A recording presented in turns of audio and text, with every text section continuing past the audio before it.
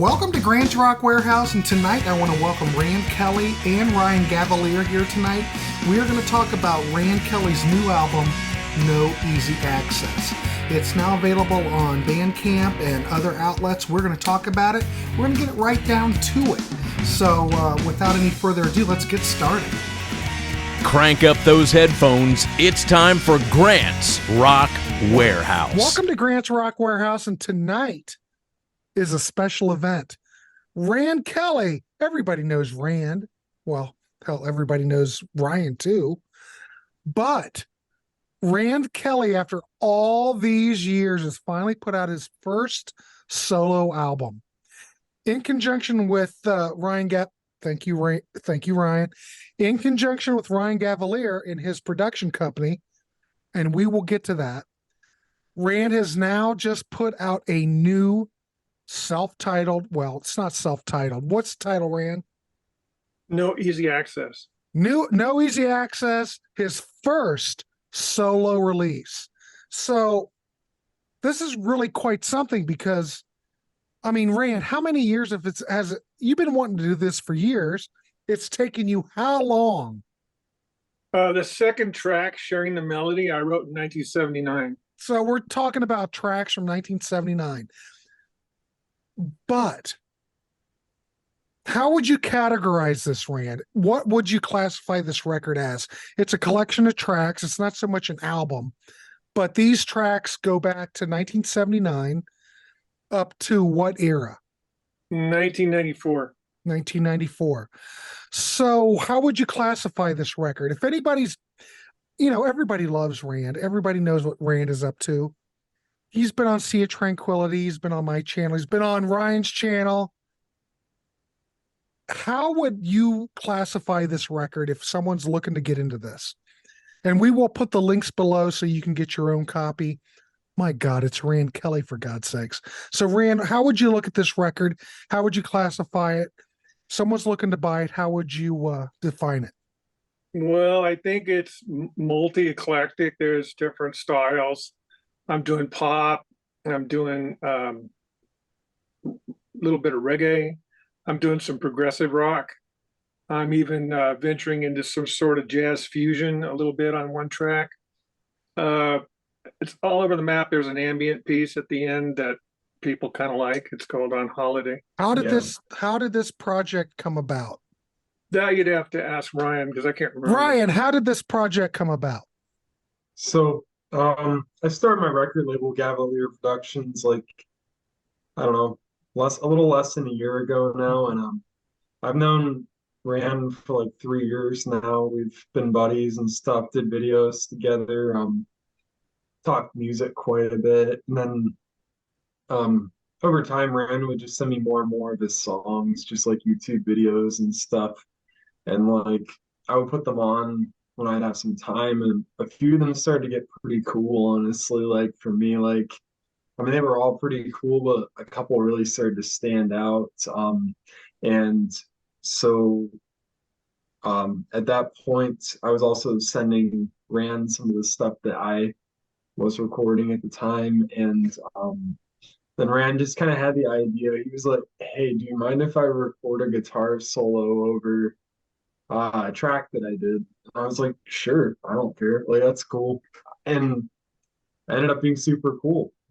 He did a great job with it, kind of sampled it and such. And I still have that track in my files. When I start a Patreon for the label, I'm going to start dropping all these outtakes and stuff, but haven't got to that yet.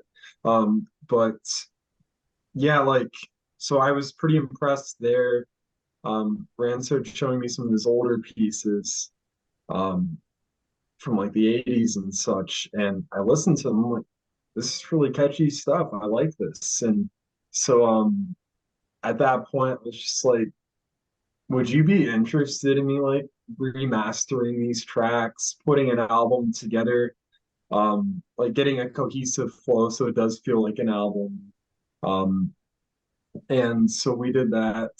But it all started with a plane ride to Iceland, because that's where I started listening to all these tracks. Yep. Ryan, it all starts in Iceland. Look at the Well, sugar cubes. I'm just saying. I Yeah, buried him. I buried him with like 50 tracks while he was on the plane. it was more Well, than that's the 50, way you like, do it, Rand. You like to overbear people, so Yeah. it's okay. yeah, but like no, it was more like 80 tracks probably that you sent me at that point. So I'm just sitting on this plane, this really uncomfortable plane, and I'm Mhm. just sitting there listening to them, and I'm just like writing down all these different combinations of how I want like albums to be and such based off of the styles of the tracks. And so I put together the track listing for Mhm. No Easy Access on that plane. We didn't really, at that point, I think we thought the album was going to be called the Rand Kelly album or something like that, but we ended up changing that. No Um, ego there. Well, thank God. Thank you. it was supposed to be like the Yes album, but Thank God. yeah, like Uh-huh. What do um, they call that? Smarter heads prevailed. but yeah, we went with No Easy Access. But yeah, I just started like remastering all these tracks, sequence together. Rand and I had some conversations about the sequencing. Ended up not putting all the songs that I originally thought I was gonna have on it. I think Mhm. it was originally gonna be like 10 tracks, I want to say, or like eight, something like that. It was definitely more than seven, but cut a couple off just because of the flow of it and just like general like trying to, I guess, pick the cream of the crop out of everything. And I Right, feel like right. very much what happened on this album. Like I'm before Rand starts talking about it, because he's gonna have a lot more details. I'm really happy with this album, both on like I mean, I'm really like honored that I can have songs like No Easy Access and Caustic Solution, Illusions Are Fading, stuff like that on my label. Like they're just like really great songs, not just like good songs that a friend of mine Right. made, just Mhm. like great songs in general. And I feel like this was a good experiment for me as like a producer too, because I really did like remix these and I like sequenced it, mastered it and such to give it as much life as possible from the original demos.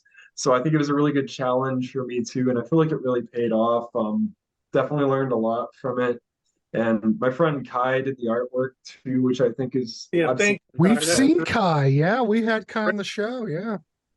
yeah. That's So I mean, overall, it just like ended up turning out to be a really fantastic project. I didn't really know what to expect when I first went into it, honestly. Like I thought we would do something good, but I didn't really expect it to turn out quite as good as this is. So I'm really happy with it. well. Well, you have to think of well, Thought go this, ahead, Ryan. Rand. Wait a minute. Go ahead. Go ahead. I just thought of this, Ryan. I sent you coal and you gave me diamond. Haha, I thanks. I appreciate Well, that seems pretty harsh there, Randy. You came up with the songs, you it. Yeah. recorded them. Yeah, but Ryan mastered them and put them in a cohesive order in which they all made sense. all, Because all that's of these, what Ryan's good at. He's a producer. all of He's these were done with my Fostex X30 that I bought in '86. I had no recording studio at all. I did these in the living room in my house in Fortuna, California. Not all the songs, just like Illusions Are Fading was done somewhere else, but right. all the other stuff Let was me done. ask you this: when you were even before this became like a record or an album, what was your thoughts, Rand? Because you gave all these tracks to Ryan. What was your goal? Just to turn him on to your work? Was the goal to put out a record? What was your goal? Because I mean, these were compiled over a long stretch of time. Yeah. Well, I just thought they were going to die with me. But like he said, we got to talking about songs and I go, well, I've written some songs. And he goes, really? What do you got? And so I sent him 80 songs. And 80? yeah. Yeah. And he was That in the Rand, air. you can't say he isn't ambitious. I'll give it I that. sent 80 songs into his cell phone while he was in the air going to Iceland. Sorry, Ryan. I'm sorry about that. For what? I want to apologize for Rand's behavior, but He that's was okay. It was like he was in a prison. He had no choice but to listen. Right. Well, then the question is, if you had 80 songs, Ryan, how did you whittle those down? What was the process? Well, a lot of list making, honestly. I was just going through them and I was like writing down different combinations. I was going like, I literally made like I think it was probably like up to 5 album plan, like while I was on that plane. And that's how I narrowed it down. Then I would like switch tracks around just to where I felt like it emotionally worked. Like, I don't know, the album experience is most important to me. I feel like I Well, want tracks to feel like they have an order for a reason and not just like I'll put the hit at the beginning or something like that. Like it's not that simple for me. I like to take people on a journey. well, let me say this. Think if anybody knows Rand, you know he's very prog oriented. This release really isn't that prog oriented. When you heard these tracks, was there something about it, Ryan, that you looked at it and you went, as a producer, you looked at Rand's work and what struck you? What spoke to you as far as this release and what tracks you wanted to pull from it? Well, I would say like a few different things. First of all, like there is a prog album that we're gonna work on for the record. I'm not gonna say anything more right now, but let's just say there's Okay. prog on the way. All right. Like, no worries. Rand's But getting ready to say something, so you better cut him off. yeah, so like I feel like I feel like this material here Right. was really like sticking out to me. I was just like singing No Easy Access in my head and stuff like that. Like I had like beats from the songs like Caustic Solution, like the riff and stuff in my head. Had the bass riff or like the chorus stuck in my head. Like so a lot was just getting stuck in my head on this album. I was like, you know, I really want to release some crazy prog stuff, but I think we should start with this release first. Just because like I feel like this has some stuff that's really gonna catch on. Like I think some really, really catchy material here. Like and I liked Rand's voice on a lot of this. Oh, really? Like the chorus. Rand does a mean sting. Like Rand's getting nude right now, so everybody beware. And I liked like the harmonies on No Easy Access. You know, I love the guitar playing on the album, on the tracks, especially too. A lot of good synth stuff, and I felt like that fit very well with my label since I have mostly released kind of like electronic based music, although it's been slowly been expanding in genre. But yeah, I felt like this material was really going to catch on. I thought it was the right material to put out first. And I think that I'm glad that we did. I think this is a really, really, really solid album, and I'm excited for the future projects. So how can someone get a hold of this record? Where is it available? I know this is like one of your early releases. And of course, Ryan has already put out a record on it's his label. He's already put something out. So I'm going to assume this is like the second release on the label. Or second full album. Okay. Second full album, because I did do an EP on it too. But yeah, this is like second full album, third release on the label, I guess. And then, yeah, you can get it. It's going to be on all major streaming platforms starting tomorrow.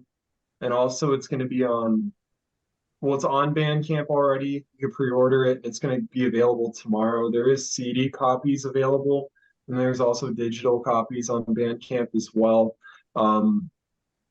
Like, I don't know. I definitely want to keep doing CDs for physical media lovers. So if something interests you guys, definitely buy them up so I can keep doing them for future projects. But yeah, you can find out more information too at cavalierproductions.org. The link will be down below.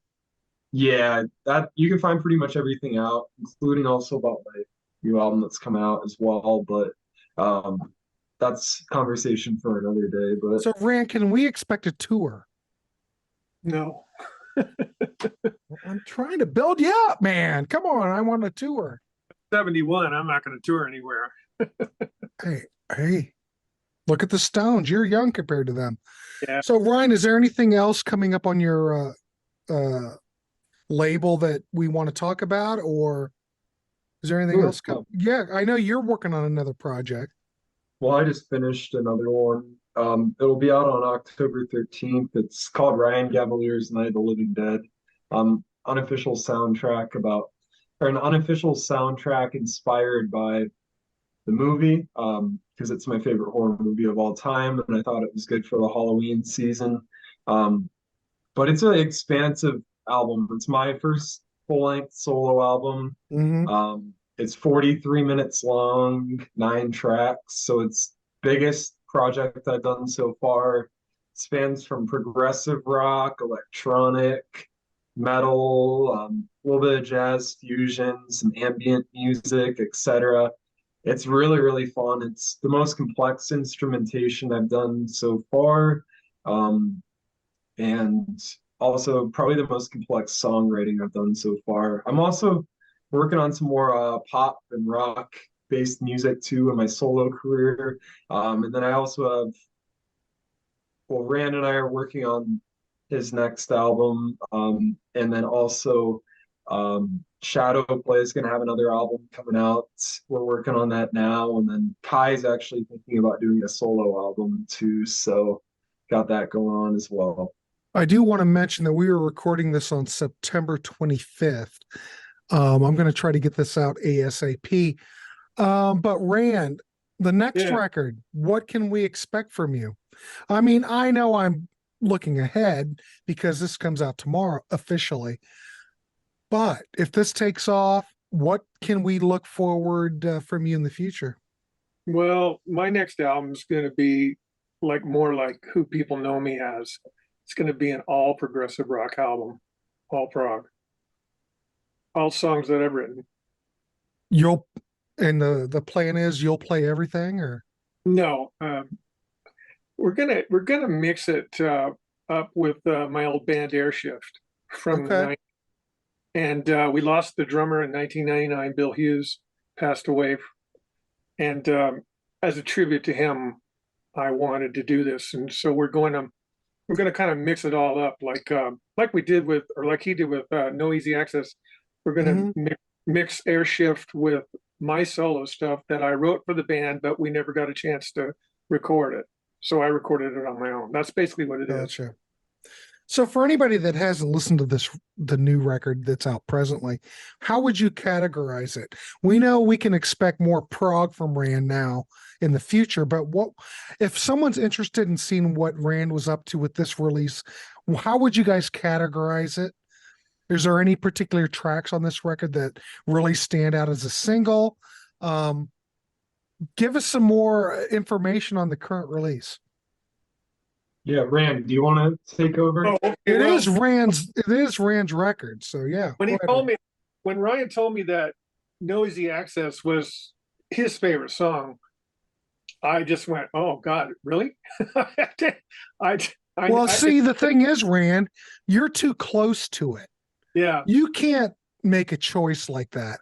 You have to have someone on the outskirts to look at the record, be very open. You have, yes, they're all your children, but you're too close to it. Where Ryan can look at it and go, "Oh my God, that is the lead off track." And that's why you have a producer. That's why you have someone who's, Yeah. And I requested he's able to interpret it what you did and make the best of it. Yeah, he did too. And I requested that he release the single on my birthday, September 5th, and he did. And it was great. I love the idea that this album should appeal to anybody. It's not set in one style. So somebody might get something out of it in one song, somebody else might get something out of it in another. And the whole idea was to try to appeal to I don't think in terms of sales as far as many people as possible. Just that I was trying to, I recorded No Easy Access when I was 34. So in the 80s, things were different for people, in 1986. And it's just a different time, but 34, like, Rand, for God's yeah, sakes. It's just like like Brian said, it's like a cool blast from the past sort of thing. And it is like everything in the album is not now. And it's kind of cool. It's kind of like listening to a time machine that's over 40 years old. Well, I think this too, you may look at it that way, but it's also a good introduction into your songwriting process, what makes you tick, what people can look at from you. It's accessible. The songwriting chops are there, but then with your next release, you can kind of expand on it, Yeah. Because let's be honest, most people know you with prog. You are the prog god. And I'm not just saying, Ryan's laughing. No. If you talk to Ryan, this is for real. You talk about anybody out there, Rand is really considered all knowledgeable, all prog, all Rand. I'm not blowing smoke up your ass. It's true. Look at the Prog Corner. Scott thinks you are it. You are Rand. Give yourself more credit. But people look to Rand as the, how do I want to put it? The most knowledgeable on prog. And to have him do something that's a little bit out of that area, it might be a little refreshing. It might be a little shocking. I don't know if it'll be shocking, but it just shows you how versatile Rand is in his art. So we can look at this first record and expect more. Like you said, we're going to have more prog on the next record. So that might just fill that sweet pocket that people expect from Rand. I'm just saying, Rand, people look at you in a special light. You're well regarded in your knowledge of prog and music in general. Well, this album, No Easy Access, I guess you could look at it like it's sort of an amalgamation or something. That word is just like throwing everything I had ever experienced in music into a blender. And these are the songs that... Well put. I like that. Yeah.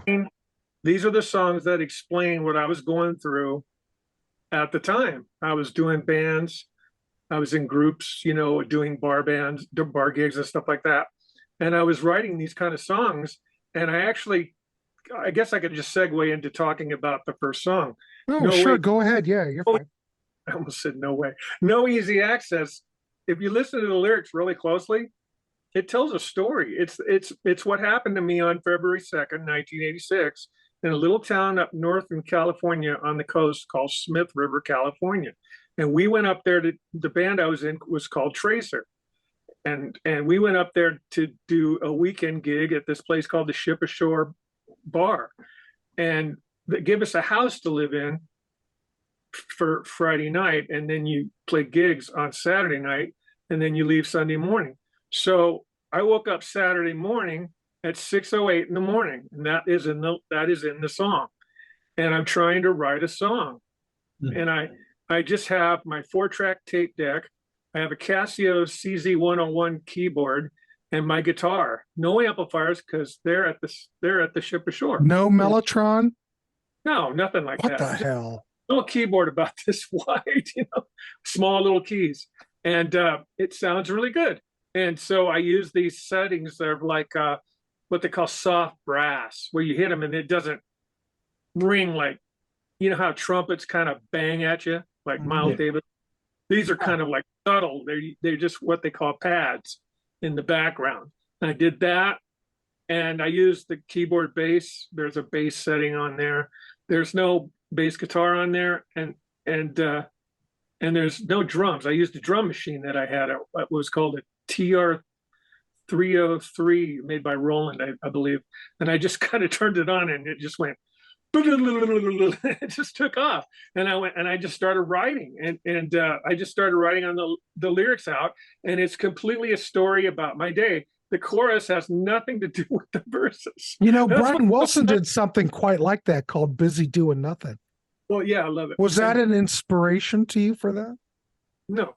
Okay. But Brian Hey, Wilson, Ryan told I'm me just the other saying. day, or asked me the other day or something about Brian Wilson, and I said, "Oh yeah, he's always in my mind for influences, especially when it comes to harmonies."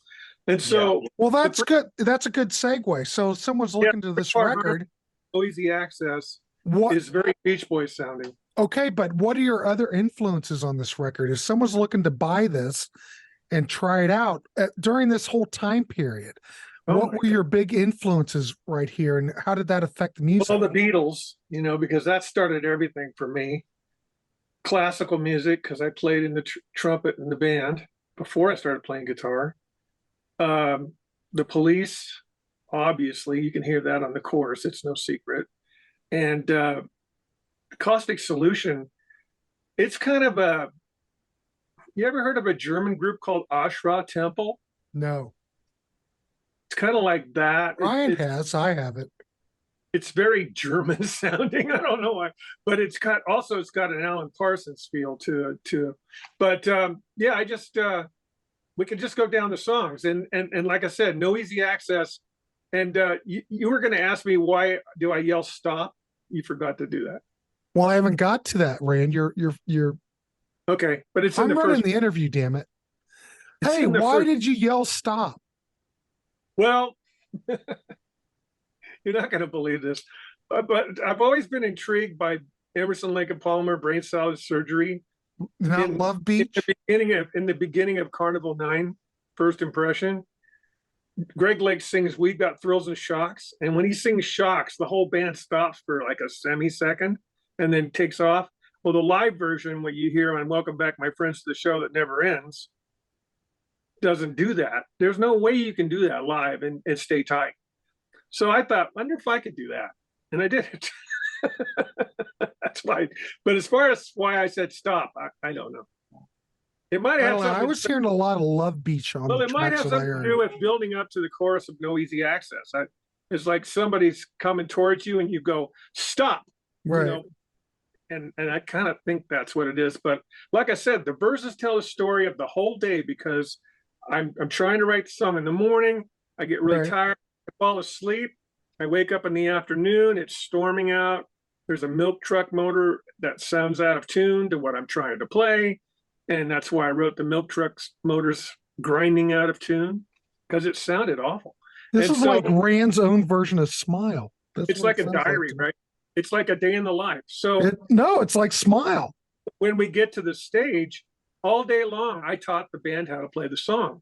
So by the time we get to the stage and I go, the stage is set, the lights are on, the band is ready to play. Yeah. I taught the song and we played it, and I still have it on tape. I have a live version of this song that I taught them that day. And then as far as we're going to party, we're going to rock into a brand new day. Well, that's 11:59 into 12 midnight. It's now Okay. Sunday.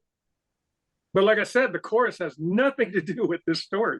It's just so weird. Well, Rand, just sometimes that's the way it works, Yeah. I think it's just that I got hung up trying to rhyme words for the chorus.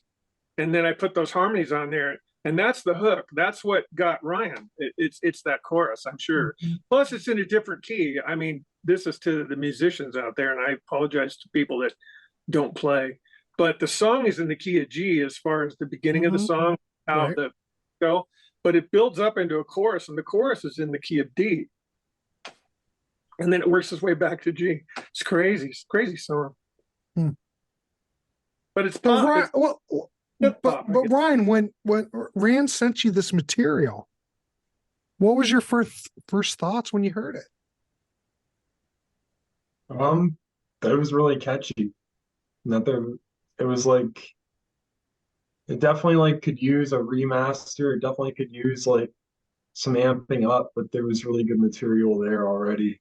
Well, did you have to do a lot of work to this, or what's your process for that? Because you're remastering everything, Yeah, I mean, it definitely took quite a bit of time, like mostly because I would just do master after master, trying to get like the right one. I would just Mhm. like do one, and then I'd listen to it for a little while, see what I want to improve about Did it. he send you multiple takes of a certain track, or did he already predetermine what he sent you? Or did you have to go through every track and analyze, make a observation, and determine what you wanted? It was some of the songs there was multiple takes, but I mean, a lot of them, like the first take I heard was like really pretty good, and then like Caustic Solution, I added some special effects to myself.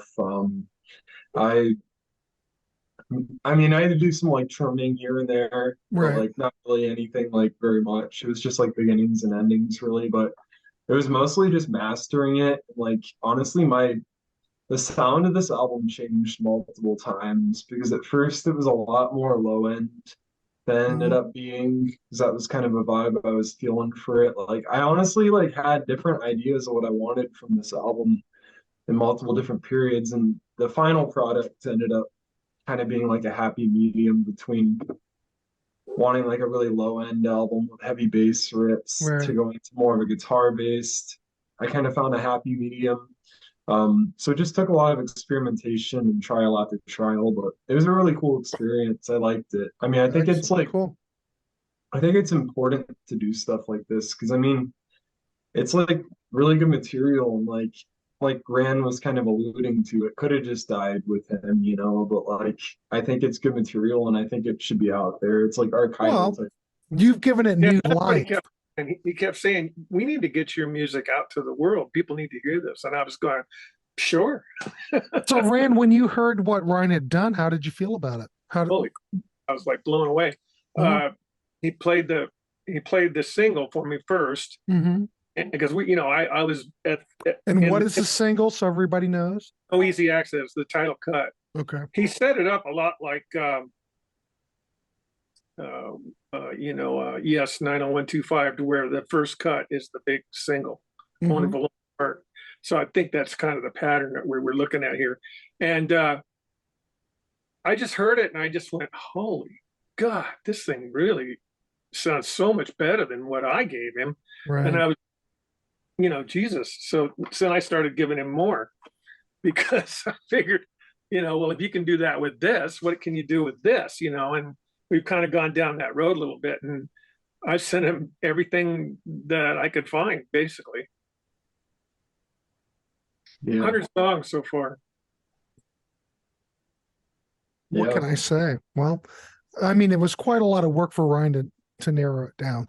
So this album comes out tomorrow. If it goes well, you mentioned you're going to do a prog record. Have you started that process? Is this going to be something that you're going to record? Is this going to be new material, or are you going to go back to what you had done before in your archives, or is this something No, totally new? define new. I don't know what you mean by new. Well, when a band puts out a record, they go back in the studio and record something. Yeah, I haven't done that. Okay. Well, I didn't know, because it seems like this record is more like a tattoo you thing, where you go back and you pull a lot of these tracks you'd already recorded, tweak them, Ryan tweaks them, you put them back out. But I didn't know after you did this if you were like going to go back into the studio and just start fresh with a whole new project, a new prog record, or, just curious. Well, I'd like to say something too. He did mention that he likes short albums, and we noticed, or I noticed, the running time of the record is 34:34, and I Perfect. thought that's really magical in my life because my mother was born in 1934. And you were 34 when you recorded it. I was 34, so it's my mom and me in the time frame. Isn't that Look at crazy? you. I didn't even think Well, Grant until you mentioned it. As far as some things are meant to be, Rand. That's the way it works. yeah, so if you don't mind, I'd like to just jump down the titles real quick and explain why everything Please is. do. Go ahead. Yeah, you're good. I think people might be interested. Okay, Sharing the Melody. Now, that was never originally an instrumental. I wrote words to this, but they're so corny. I absolutely didn't want to give them to Ryan. And also, I didn't have a vocal. Hell, Ron could have rewrote the lyrics, for God's sakes. I I'm not even sure if I want to share the No. lyrics. All right. Well, we won't go down that road. Go Okay. ahead, Rand. You got it. Lyrics. So, anyways, I just tried to just be like Jeff Beck, not in his style, but just the fact that like Blow by Blow and Wired Mhm. and There and Back, there's no vocals, and so I decided to just take sharing the melody and make a like just pretended Jeff Beck played it. Is Okay. basically what I did, and I did the bass on that. I didn't own a bass at the time. I don't know. I don't think I did. I think I borrowed one from a friend and put a bass track on it, and then that's just that, you know. It's got a hook. Armando really liked it. He said really nice things about it. He said it was a very strong track. But the third song, Caustic Solution, now that has a story, and it's a weird story. But Caustic Solution means acid rain. And I lived in Humboldt County at the time, Mhm. and I'm at a movie theater in a place called Arcata, which is like 7 miles north of Eureka. Yeah. And they had 2 pulp mills across the bay that were burning 24/7. And when the wind would shift and bring it all over, it was stink to high heaven, right? Hell or whatever. And I was imagining waiting in line to see a Jimi Hendrix movie, which is why there's a line in there about waiting for the cinema to open. I was imagining, what if you had an umbrella and the acid rain hit it, it burned its way through the umbrella and then hit your head and then burned its way into your brain and you started hallucinating. And that's what Caustic Solution is all about. If you get a chance to read the lyrics, I think I sent them to you, you can see that it's just this really bizarre story, but that's basically what it is. And I started with some puns, you know, like night, trick, acid. People are going to listen to that and go, what? But it's night, like tonight, and a trick, like trick of the tail, and acid, of course. And I said, disguised as Claude Rains. Well, if anybody's ever watched Casablanca, knows Right. that Claude Rains is the police commissioner in Casablanca. Okay. So I was just trying to be funny with words, kind of inspired by, you know, Peter Gabriel, John Anderson, Peter Hamill. I'm inspired by a lot of those guys as far as lyrics go. Pretty damn good lyric writers. And so I just decided, and then the music, I wanted it to sound very, you know, boom, boom, boom, boom, boom, boom, boom, boom, just relentless beat. It goes now. Nobody's heard this song, right? Yeah, I understand that. It's on the finished product when they get it after they've paid for it. It'll be coming up tomorrow or tonight, maybe at midnight. I'm not sure. But anyways, Caustic Solutions just has this, it's just a foreboding kind of scary sound. And of course I use the blues note, you know, to make that happen and stuff. But yeah, and also I treated the vocal with some really weird flanging. I made it with this machine right here, just happens to be here. Oh, cool. The Electro-Harmonix Deluxe Deluxe. Oh, Electric. yeah. Did you want to sell that, by the way? No, this is Oh. the original 1979. I've had it all that time, but I was just asking you, Rand, did you want to I- sell that? up the wiggle on that. I'll trade you for your Hofner. No, because the Hofner's way worth more than that thing. I was just going to buy that outright. Okay, you know. so I'm lost. So did I cover Caustic Solution for everybody? Because I'm not Yeah. sure if they understood why I would say caustic or solution. I didn't want people to think that solution was something to a problem, like a problem has a solution. No, it's the solution that goes into your head. Yeah. From brain. Okay, so that's the third track, and then the fourth track is Illusions Are Fading. Mm-hmm. Yeah, Illusions Are Fading originally started out as a vocal, but the band Airshift didn't want to, and nobody in Airshift wanted to sing that song. So we did that as an instrumental and we called it Blue Tuna.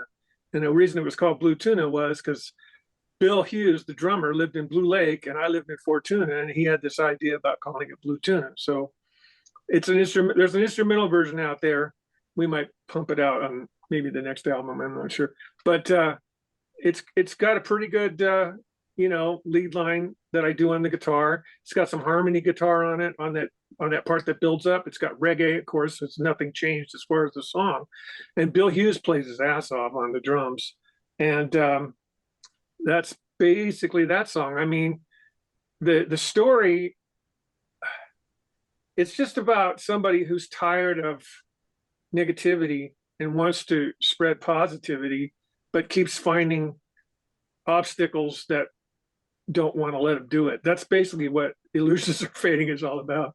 But I love this, and I played fretless bass on that, by the way. It's got a big fanfare beginning. So a lot of people, or some people, have heard it already that if they bought the digital download. But it's one of my favorite tunes. I really love it. And then after that comes Secrets of the Silent. Originally, it was supposed to be Flight, and somehow it got changed to Fight, but I'm not. That sounds like a prog title. Okay, well, this came out. This is an instrumental where I had two goals. I didn't want to worry about what notes I was playing on the guitar because I knew it was going to be one long guitar solo. And the other rule that I made for myself was I was going to connect every note where there wouldn't be a space. So it's kind of like this sine wave, like maybe on the ocean, just kind of bouncing all over the place, hitting this note and that note, but it keeps going forward, and that's what it does. And now that it's Secrets of the Silent Fight, it's like the note is fighting people listening to it, going, that's wrong. Those are wrong notes. And I was trying to entertain the idea that there's no such thing as a wrong note. Listen to movie soundtracks from the 50s and 60s, especially. Yeah, but that's for effect, though, probably. Yeah, but they pick notes that you would never, ever put on a pop album, So I went and did it. I decided to just do it. Okay. And I think that if you do anything, you have to believe in what you do. And I have two rules for songwriting. Make a choice, stick with it. There you go. Oh, and then after that is the chorus. Right, Ryan? This track. Yeah, the chorus. That's my tribute to the Police. I love that. Is there any tributes to Yes on this? It's like part reggae, but it's also part ska because it goes kind of fast on the chorus. And it's got two different parts. And the bass line I came up with, I don't know how I found that bass line, but I'm so glad I did because I love to play that thing. And I played that on a fretless too. Most of the bass on this album is fretless, by the way. Do you have a fretless bass now? Yeah. Yeah, it's an Ibanez, and it was made into a fretless by this great bass maker guy from Arcata named Ken Lawrence. There's your plug, Ken. But yeah. Who knew that Ken was going to pop up today, but he did. So hey, Kenneth Lawrence, if you're looking for really, really great basses, he's the guy to get a hold of. Arcata, California. All right. But anyways, the Police, I mean, at the time that I wrote that, it was just, Roxanne was on the radio. Don't Stand So Close to Me was on the radio, and MTV, that we were just getting inundated by this band. And I thought, I like Andy Summers. I mean, he's the guy. I like what he's doing. So I tried to get the guitar sound, tried to make whatever guitar I was playing at the time. I'm not even sure what I recorded that with. It might have been an Ibanez Artist, but I wanted it to sound like a Telecaster on the bridge pickup, where it was real bitey and you could hear the rhythm. And so, I just put that whole thing together. It took me about 30 minutes.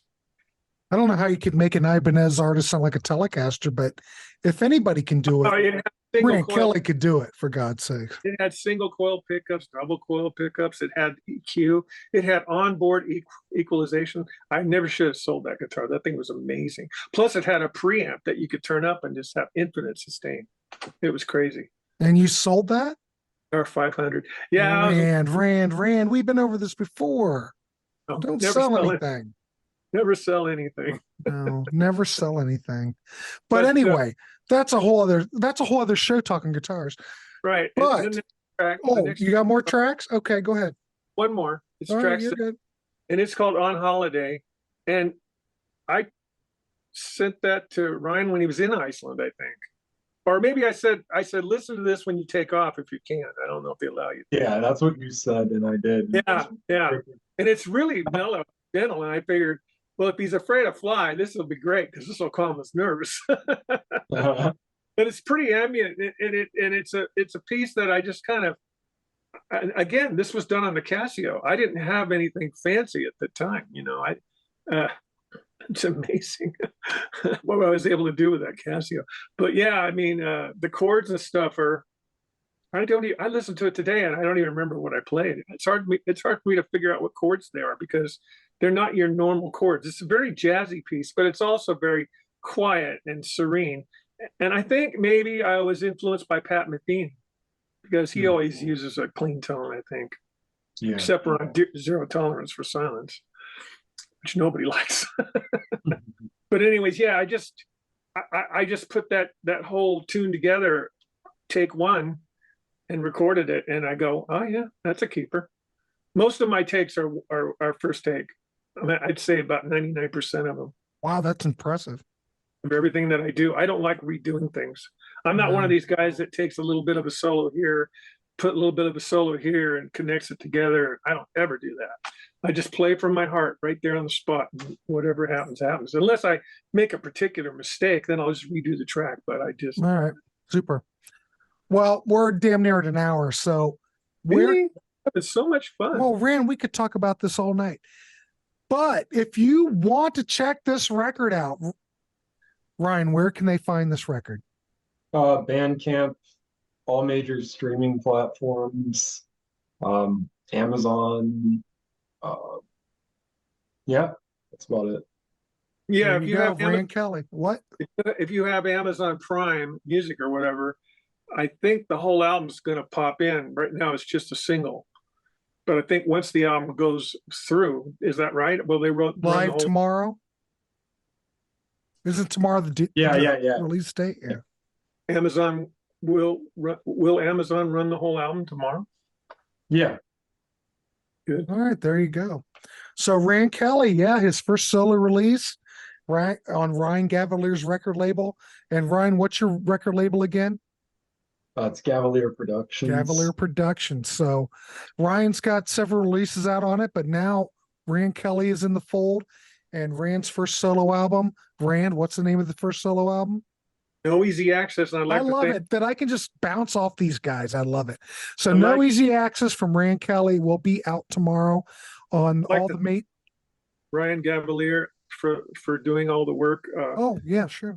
Sound good. And I'd also like to thank his friend Kai White for doing such a great job on the album cover.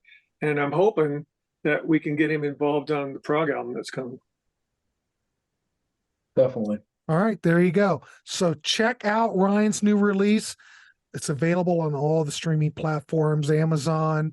You can get a physical copy by going to, you can get a physical copy from Bandcamp. Isn't that right, Ryan? Yeah. That's how you'd get it. Okay. So check out Bandcamp. Check out the link. Check out everything's down below.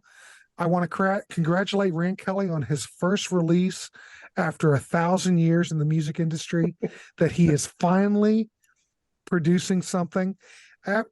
Look for more releases from Rand and Ryan. Ryan's got everything on his channel, on his company, his record label. So there'll be more from Rand. There'll be more from Ryan, for God's sakes. We had Ryan on the show earlier, so check the links out below. Rand Kelly, I want to thank you for coming on, and Ryan Gavalier, I want to thank you for coming on.